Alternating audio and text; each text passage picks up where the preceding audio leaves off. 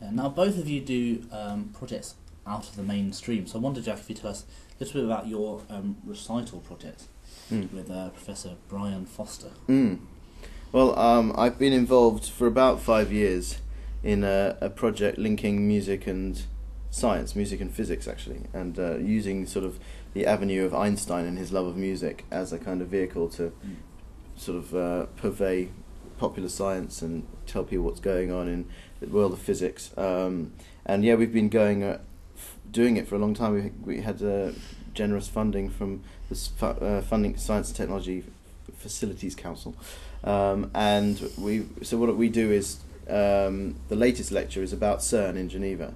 And Brian talks about the development of particle accelerators right from the first ones in sort of 1935, and he gives a potted history of that and to the latest developments that are going on at CERN, and also a basic sort of introduction to quantum mechanics and relativity in about an hour and 20 minutes with musical interludes by me. And my purpose is partly to give the audience an appreciation of the music that Einstein loved, which was Bach and Mozart, and his friends like Fritz Kreisler and people like that, and also to give people a bit of brain rest while they're sort of cooling down from the hardcore physics that have just been thrown at them for 25 minutes. So at opportune moments I will come in and cool people down. Sure. And Christophe, you work with jazz and improvisation as well on stage. Want to tell us? Yeah, I love crossover projects first. So not only staying in the classical world. I mean, I love classical world, but I find very interesting to share moments, music, and perhaps not only music but art with other person coming from other styles and other disciplines. And I do what we call sound painting, which is a live composing language based on conducting improvisation. This is a sign language, like a deaf people language. Very developed language because there are more than 900 signs now. So it's an amazing language, and it allows a conductor-composer that we call the sound painter to tell some things to the musicians with these signs, and within the frame he gives, the musicians improvise, and so the composer, the sound painter, composes with what he received from the musicians. And I say musicians, but in fact it's multidisciplinary, so we can do it with musicians from every style, also with dancers, with actors, with painters, etc. And so I am really very interested in that, and I have founded my own ensemble in Paris doing this. So we have musicians, dancers, actors, and also, as I am now the only classical conductor to be sound painter, I really try to make classical musicians and classical orchestras discover sound painting, which is something they absolutely don't know, and it's absolutely a new language for them. And I began to do some concerts with that in France, and it works really well. So I'm very happy, and as I am a real classic musician at the basis, I find that really very interesting, because so it opens doors, and it's another way to think about art and to react. So that's, yeah. Now you both obviously prepare the pieces, one from a conducting point of view, one from a playing point of view, separately. But how have you influenced each other's interpretation when you've got together, say with this afternoon's pieces? No, I mean, yeah, it's a very interesting process.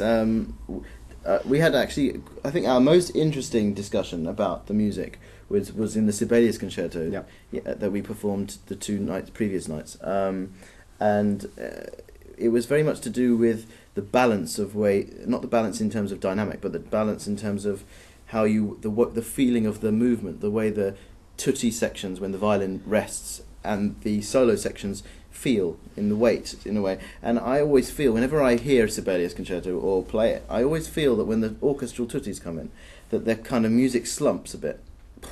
this. In the first movement. In the first movement, mainly. And I was we had a good amount of rehearsal time, so we could try and just shift it along a little bit so that it gets a little bit more life and flows better. So it's a bit more. It's a little bit unusual, I think, and it took a while for the orchestra because they've done Sibelius 1,000 million times. In the last couple of weeks, we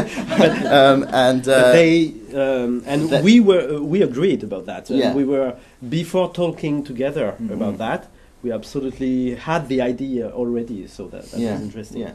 Yeah, and that was and we tried it, and actually it really works. It just keeps that kind of it's. How do you put English words to music? It keeps the flow. It keeps the flow going, so that the music doesn't kind of go, oh, it's the tutti. I'd really like the audience not to do all the coughing in the tuttis. You know what I mean? It should be. Thank you very much. Because it's funny. It's funny how in concertos, often in the tutti section, the audience suddenly goes like this. So I want them to be riveted to what's going on in the tuttis. It's really important. So that was it worked well, and we did a bit of a cello in the second movement.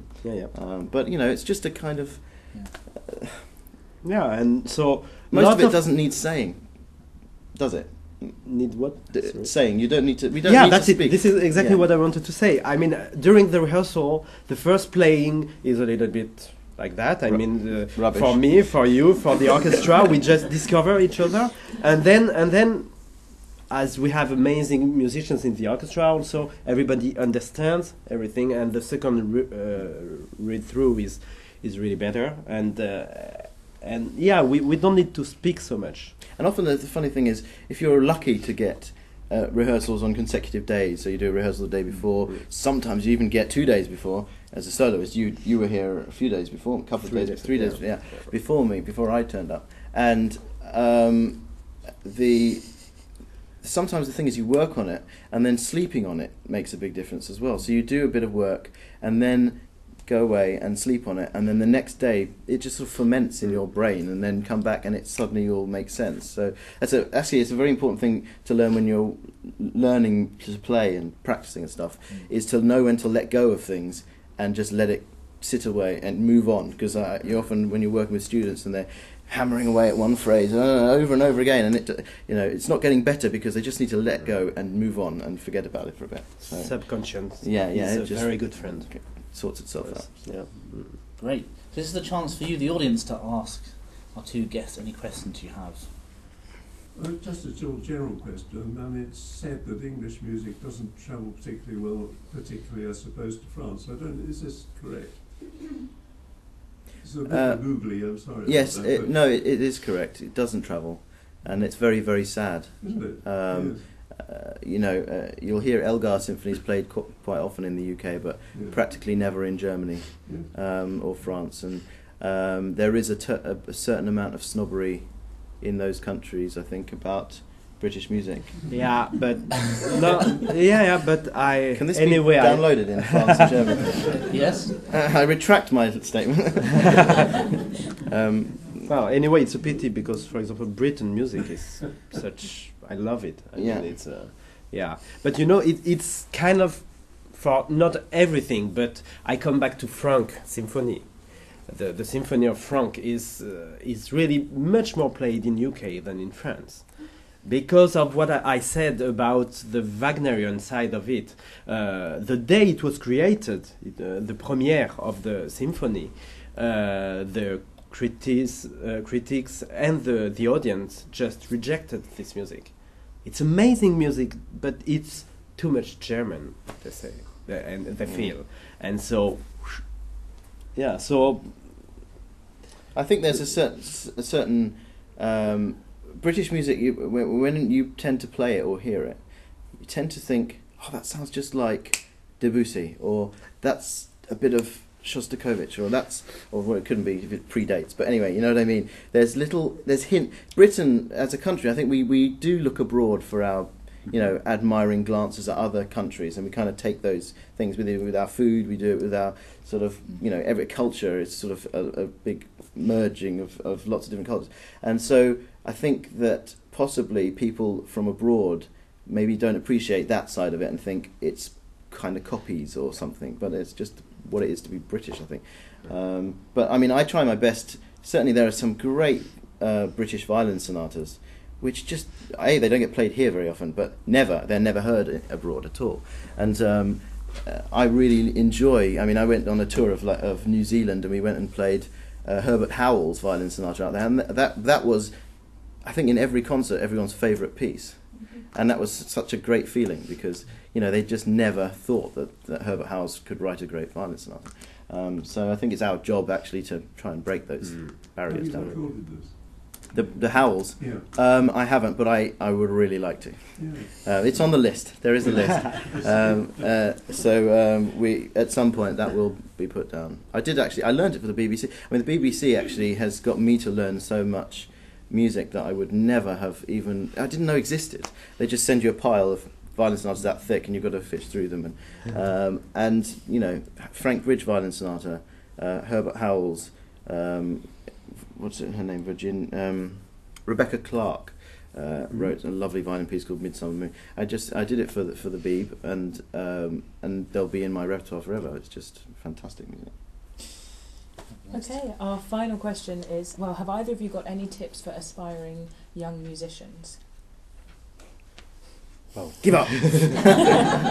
Give up now before it's too late. You want to go first? I would say, first of all,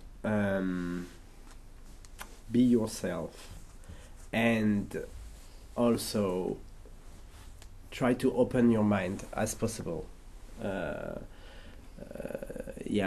As students, for example, we are like in a tunnel, and I find a pity a little bit that during the studies we stay only with this objective, and I think it's very important to share with others, and not only people from our world, if we could say, but other things. It's very important to open the mind. How about you, Jack?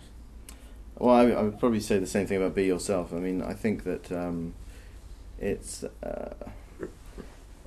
being yourself as a violinist, for instance, can be a dangerous thing, because you can go completely off the rails and start doing things in a very untasteful way. And that's why professors like to jump on their students and say, this is the way to play Mozart, this is the way to play Bach, Brahms, everything. And they put it in sort of like little boxes.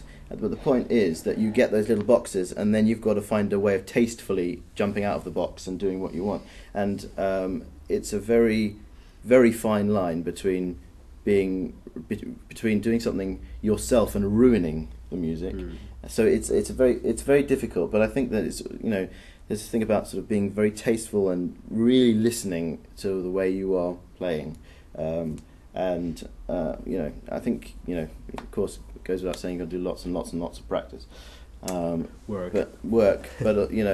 also not too much, and live life and have a good time and do all the stuff that if you're trying to play a piece that's incredibly romantic and whatever, you've got to have your heart broken a few times along the way, otherwise you have no way of knowing what the vocabulary is of a piece. So you've got to get out there and do all the stuff that people do. Otherwise, if you just sort of sit in the practice room and practice the whole time, you're never going to do it, I think. Thank you. Join us for our next pre-concert event on the 14th of April at 6:30 p.m. And don't forget about our scheme, which gives young musicians the chance to attend events in the International Concert Series for just £5. For more information, please see our website, www.venuecymru.co.uk. Thank you for listening.